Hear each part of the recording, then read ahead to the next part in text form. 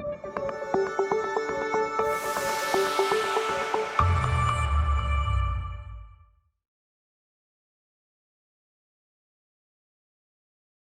everyone to our last session, and we're going to listen to the talk using speech and machine learning to diagnose neurological diseases, to be given by Laureano Moro-Velazquez. Laureano is an assistant research professor at Johns Hopkins University Teaching School of Engineering. A little bit of bio about Laureano before we start.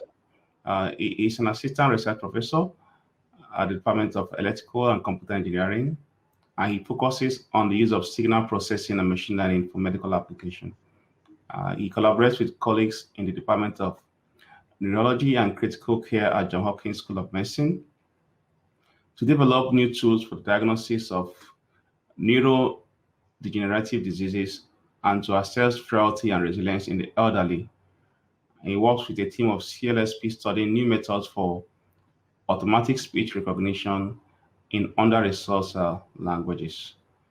So, Laureano, we have our thing for the next 30 minutes, okay?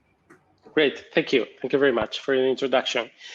Well, I don't have anything else to say about CLSP or Johns Hopkins, where I'm working, so I'll just move on and start with the presentation. Please feel free to stop me anytime if you want to make any question or say anything. I'll be glad to stop and respond any question. So this is the outline of the presentation. We will see first what we're trying to do in our lab, these new tools for the diagnosis and prognosis of older adults. Then we will see a few studies. My goal is that you see how we can use NLP and speech technologies in general to help clinicians, to help neurologists to better diagnose their diseases. And then if we have time, I'm not sure we're going to have too much, I will talk a little bit about the things that we want to do in the future, but that is, we'll see if we have time. So today, September 21st, was Alzheimer's Day. Well, we're going to be talking about that. We're going to be talking a lot about Alzheimer's in this presentation and about how NLP, we use NLP for so many things, for query answering to look at information in a large amount of text that is unstructured, but we can also use it to help people with Alzheimer's disease and to help clinicians that are diagnosing people with Alzheimer's disease. So NLP can be used to analyze language disfluencies linked to neurological disorders. However, if we want to analyze those language disfluencies of someone, we need to analyze the way they're speaking. So we need to record them while they're speaking. Then obtain the transcriptions of what they're saying. Once we have those transcriptions, once we know what they are saying, we can use this NLP to do the analysis that we want to do. So to do that, we need to do automatic speech transcription, okay? Or we could do also like human speech transcription. The problem of human speech transcription, as you know, like as you can imagine, is that it's costly. If I have 500 hours of recordings, annotating those 500 hours will be very costly and will take a very long time.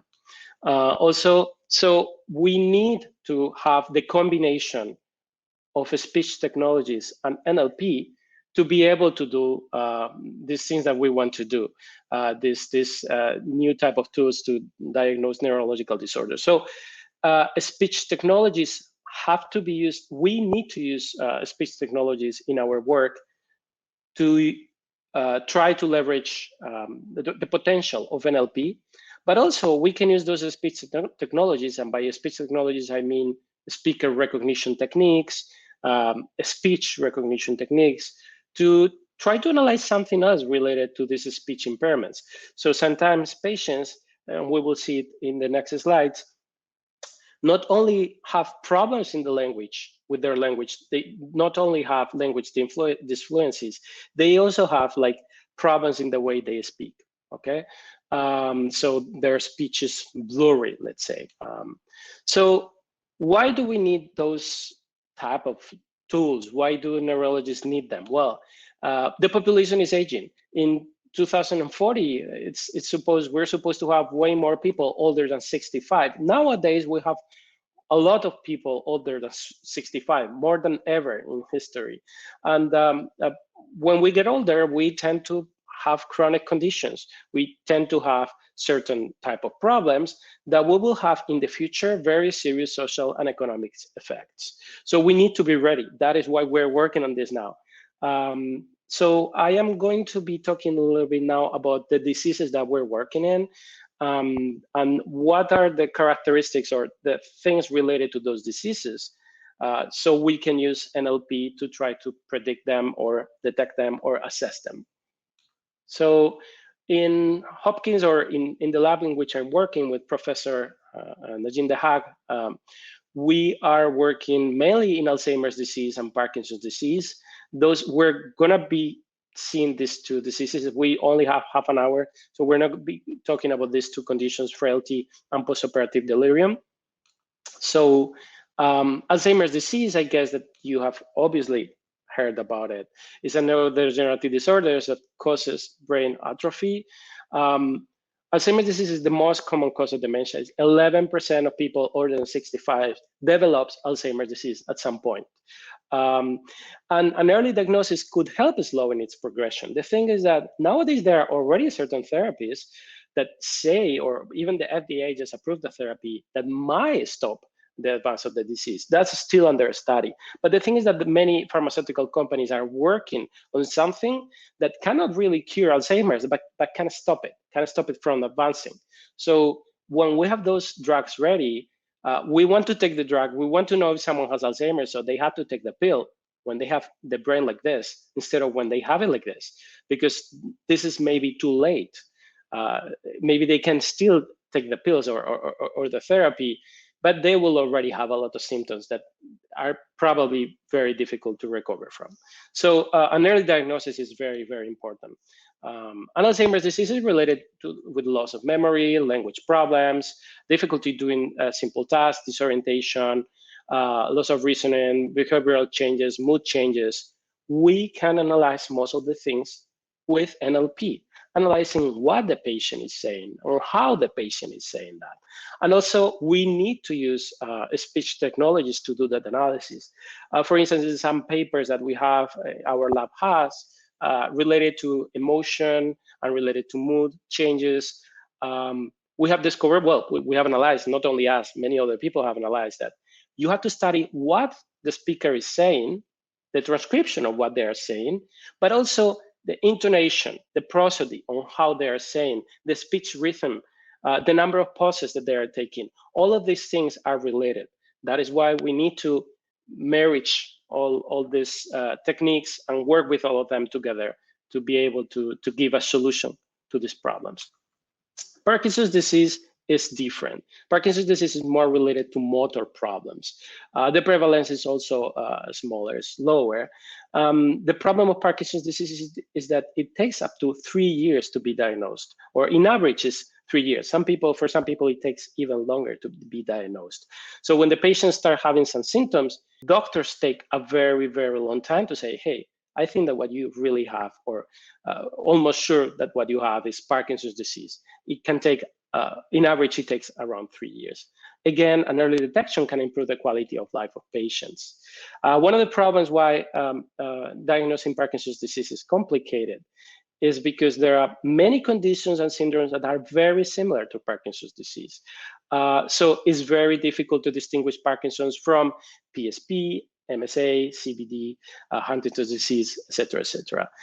So again, we need new tools to try to diagnose Parkinson's disease too. And we will see later why we can use speech to analyze that, or to try to give some biomarkers that will yield differences between all these diseases. So our goal is to provide non-invasive precision medicine tools for older adults, mainly Alzheimer's, Parkinson's, and other Parkinsonian syndromes, because there are no precision medicine tools to characterize the phenotype of these patients. And an early diagnosis can sometimes can help once we have these therapies ready to stop the advance of the disease, okay? Nowadays, Neurologists and gerontologists are also very interested in this because they can see if the therapies that they're giving the patients is the right one. Because sometimes it might not be helping patients. So doctors need to be assessing or monitoring how the patient evolves in an objective manner, because a lot of these assessments are just perceptual.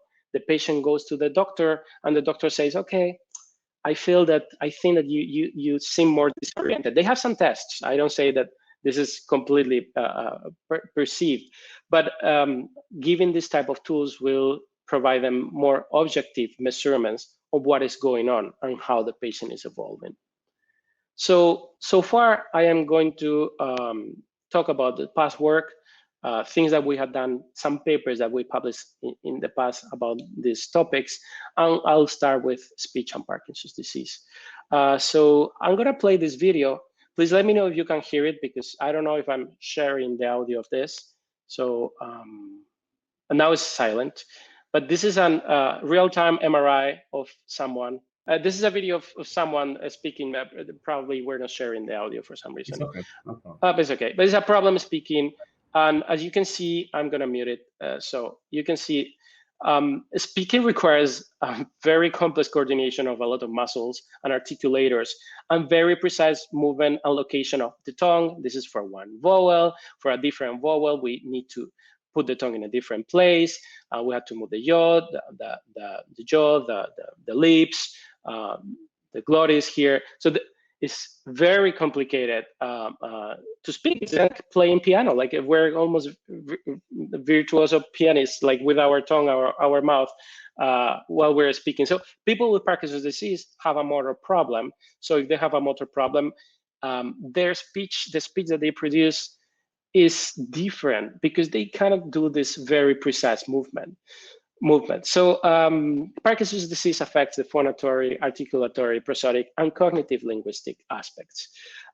With speech technologies, we can analyze mainly these three aspects, and we're going to talk a little bit about it now. And with NLP, we can analyze this aspect. For instance, people with Parkinson's disease, there are many studies that say that they tend to use less formal-like expressions. They stutter sometimes. They cannot handle certain complex vocabulary, but mainly also there are some studies that say that they cannot use action verbs correctly.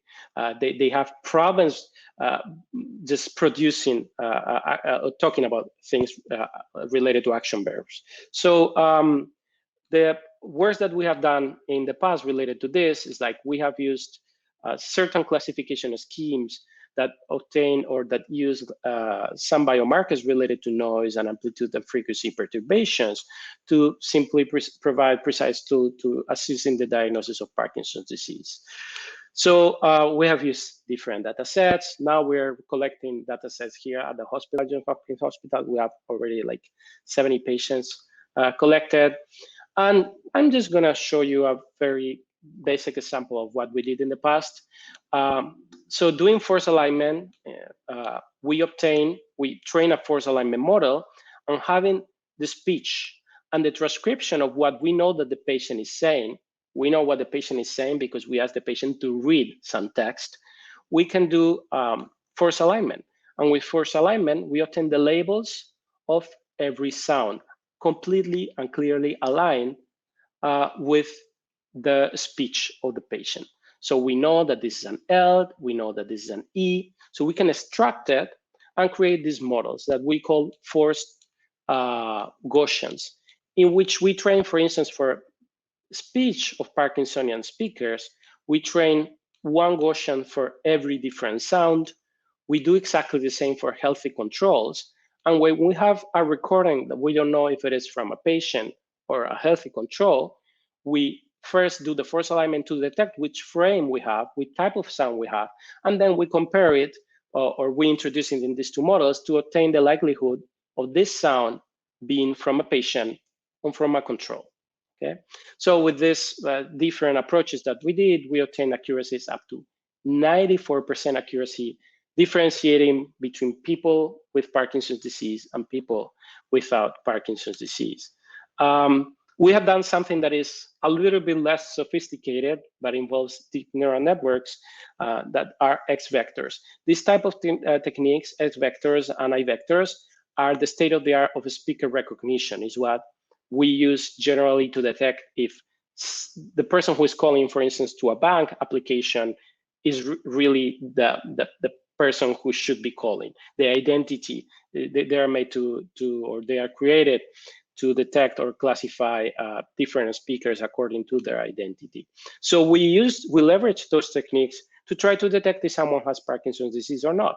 So the idea was to extract certain features, very commonly used MFCCs or PLPs, and obtain here I vectors or X vectors that we put into a PLDA. This is a simple classifier, very simple classifier, to try to see if that can discriminate between people with and without Parkinson's disease.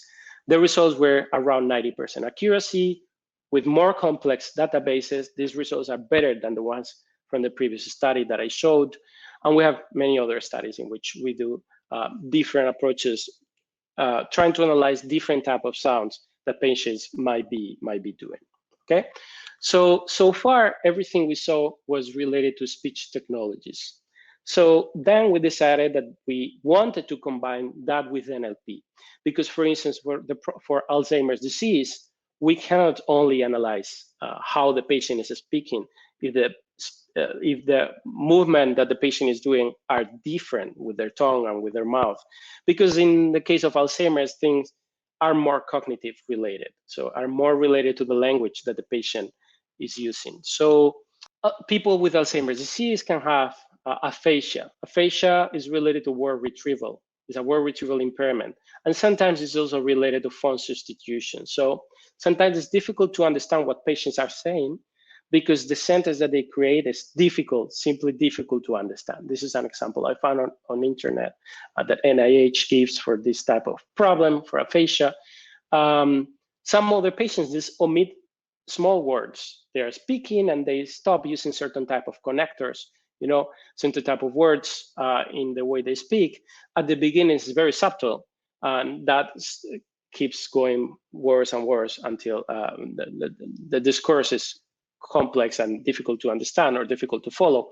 And sometimes patients have problems following and understand the language. Aphasia is related to also not only producing, but also to understanding the language. That is why patients have trouble creating their own sentences, because they cannot even understand well sentences from other people. People with Alzheimer's can also have apraxia of speech. It is the inability to initiate and perform the movement. So it's difficult for them to say long or complex words. They sometimes try to repeat or attempt to say different words several times.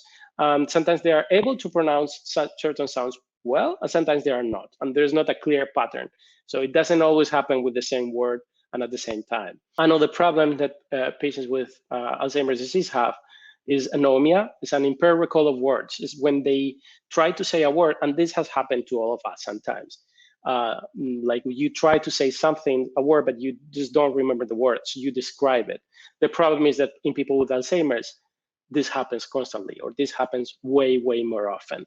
So it's true that this could be early signs of Alzheimer's disease. I mean, don't think that don't be hypochondriac and think that because for 2 or 3 days you are starting having problems remembering words that you're having Alzheimer's or anything like that. But it's true that an early sign could be related to this, and we could even have like a system following up a person that might be suspect of having Alzheimer's disease and seeing if this person is having these problems constantly, if this person is describing words instead of using the proper word, if people are using not exactly the word that they're supposed to use, they're not accurate in the words that they select, they use words that are similar but are not the ones that describe the situation the best, or there are created sentences that are not correctly created, let's say. So some of the symptoms also lead to more pauses, silences, and hesitations while speaking. So we can use NLP to perform linguistic analysis and also speech processing to perform acoustic analysis. So Acoustic, like or speech processing, will help us to detect if there are more pauses and silences, and NLP will help us to most of the other problems that we saw in this slide and the previous slides. So now I'm going to talk about two papers that we published regarding this that explain how you can use all these techniques to detect Alzheimer's disease.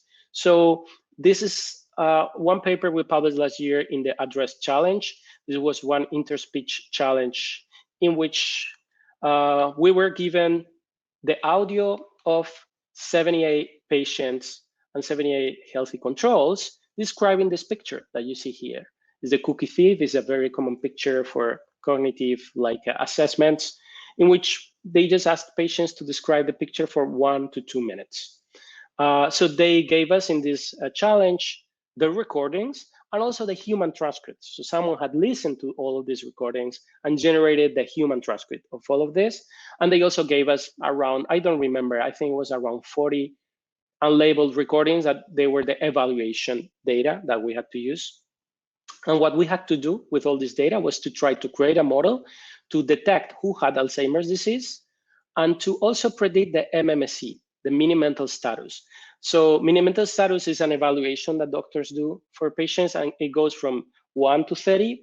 And 1 means that someone doesn't have any problem, and 30 means that someone might have like a more serious problem.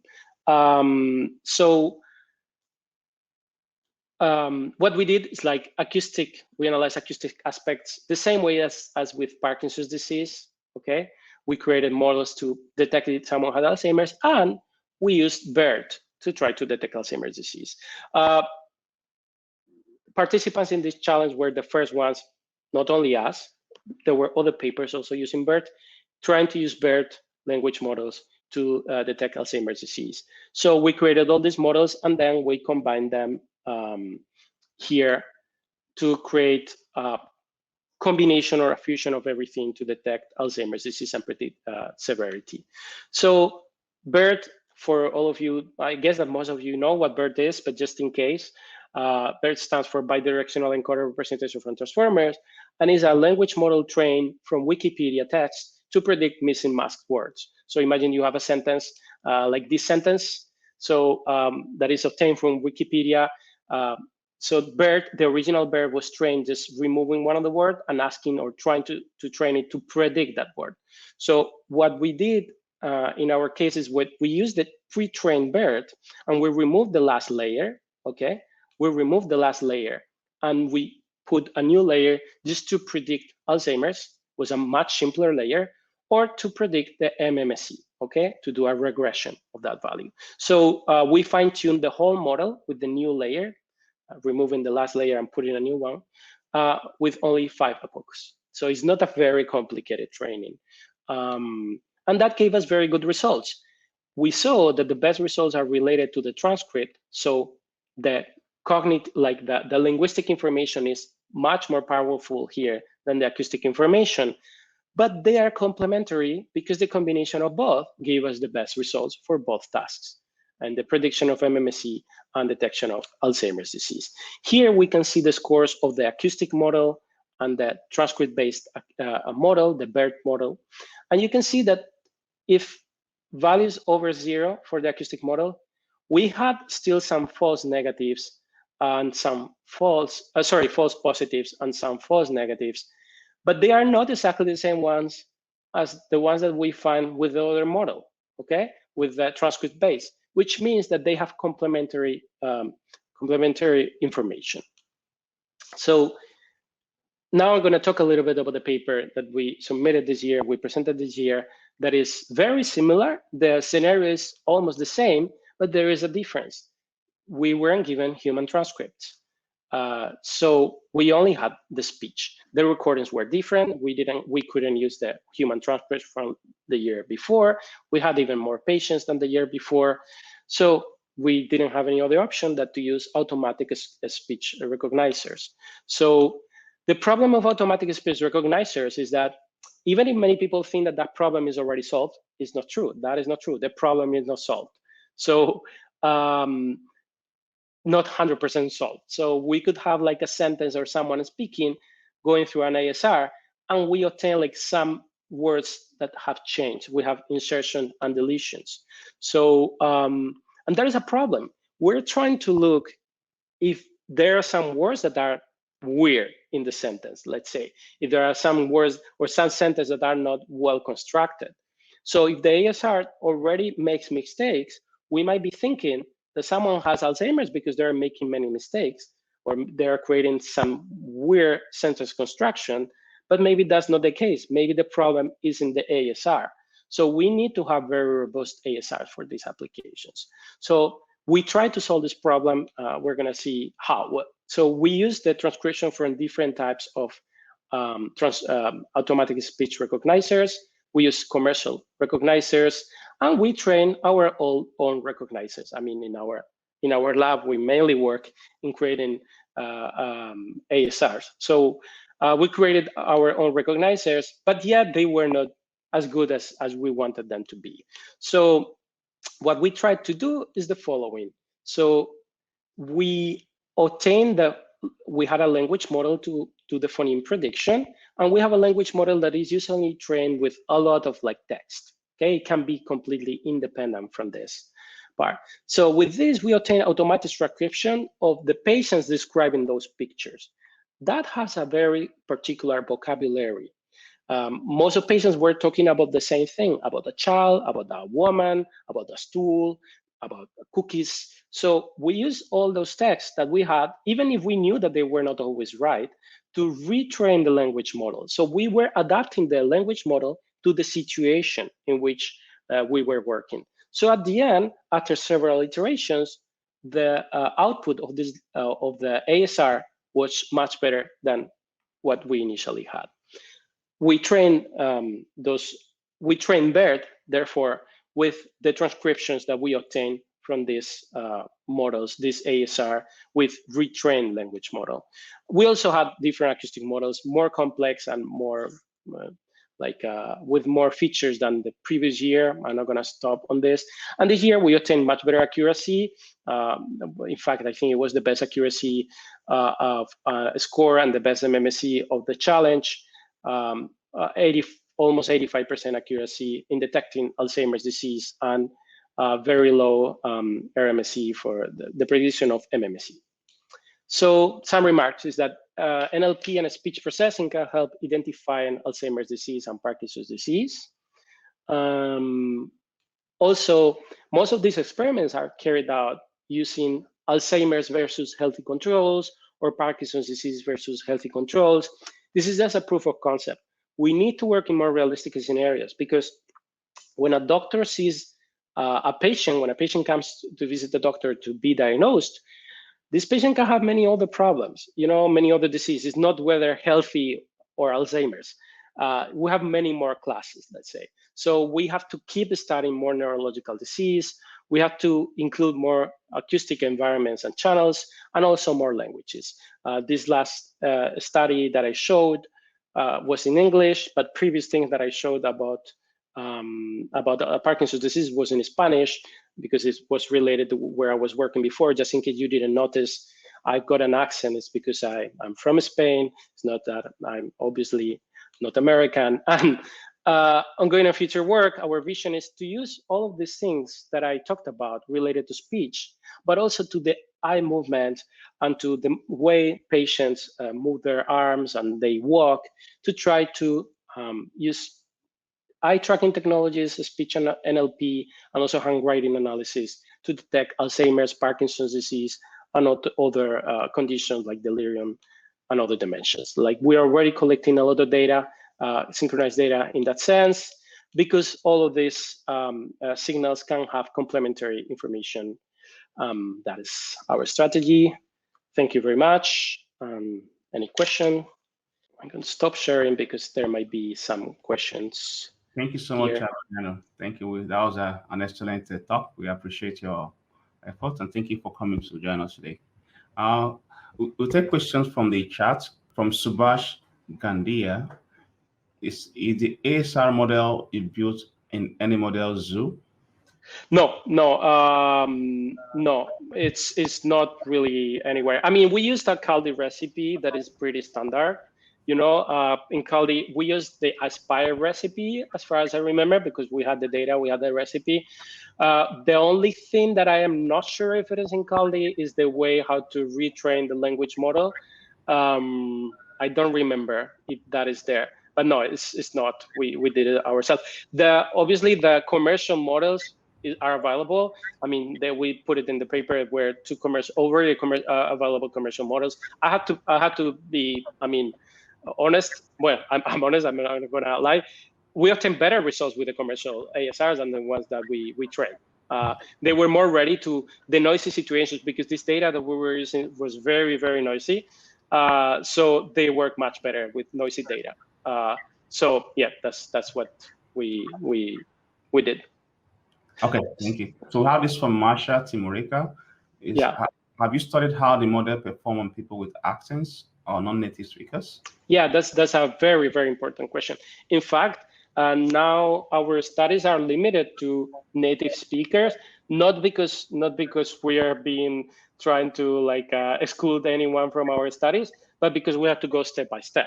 And accents, especially for people with Parkinson's disease. In Alzheimer's, I would say that the thing is different. Alzheimer's, well, no, in Alzheimer's is going to be important too, because I don't construct the sentences the same way as a native speaker. Even if I want to, I don't do it because I have my brain still sometimes thinks in Spanish. So no, we haven't tried it yet. We're excluding that part because it's complicated. We'll have to study. We'll need a lot more patients. The problem is that having patients is complicated and very expensive.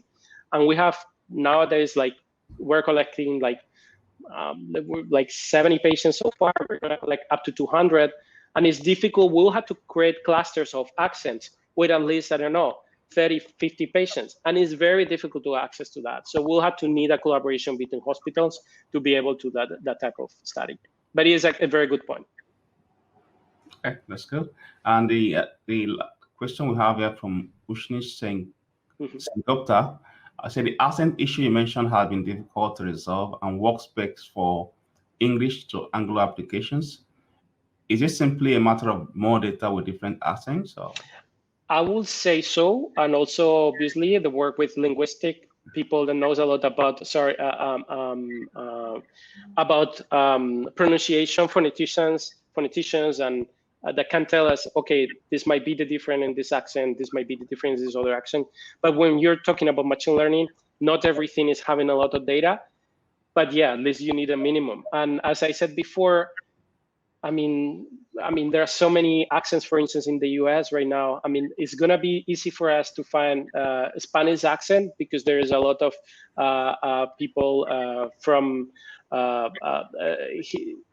America that speak Spanish, or that the first language is Spanish. So we can analyze their accent. But in general, I would say that is quite complicated, and we don't have enough data to do that. Yeah. Okay. Thank you. I think we don't have any other question. While we wait for more questions, maybe do you mind sharing your email in case someone wants to reach out to you? Is that okay? Yes. Yeah, I included it. Was at the end of the slide. But can I type it in the chat? Is that okay? Yeah, you can. Yeah, go ahead. It's at jhu.edu. Okay, that's my email. Thank you. And then we'll have another question from Subash again. Yeah. Out of curiosity, can an AD or PD patient always talk without clarity in their speech all the time? If not, how are you taking this into account in labeling them? Okay, out of curiosity, can AD or PD patient always talk without clarity? You mean like if the problems that I described, like the problem, for instance, for Parkinson's disease is dysarthria. We try to have, well, I'm gonna go question by question. I saw an impression. That is kind of related. Patients with Parkinson's disease have dysarthria. Mainly, that is what I said before, is the problems of articulation. The thing is that they don't always have exactly the same symptoms. They change. They have times in which they are more what they call on, and they are more off. Even the medication sometimes doesn't work the same for them. So yeah, it might change a long time. And that makes things even more complicated because things are not stable. But also, as the disease evolves, they get worse. So one of the problems is that sometimes For instance, we're also working on trying to create new automatic speech recognizer for this type of patients with dysarthria. And the problem is that you might train it for a patient, but the same patient 1 year later have different problems because he or she have evolved. So we're trying, at least at the moment, to record people from all the stages. Mainly early stages is our preferred type of recording, because we can use those recordings to try to see what happens in the early parts of the disease so we can better diagnose it. But we're recording all the stages because we need later stages for other tasks. Does that answer the last question? Are patients in annotated data set in final stage of disease? Well, I think that answers both questions. I think I answered also the previous questions from Subhash, but I don't know if you want to. Okay. So for now, we don't have any other question. Hopefully, you'll get more questions, but if not, then we have to wrap up the section. So thank you, Laureano, for making out the time to join us today. And thank you all for joining us in this section. And have a wonderful day. Okay. You too. Thank you.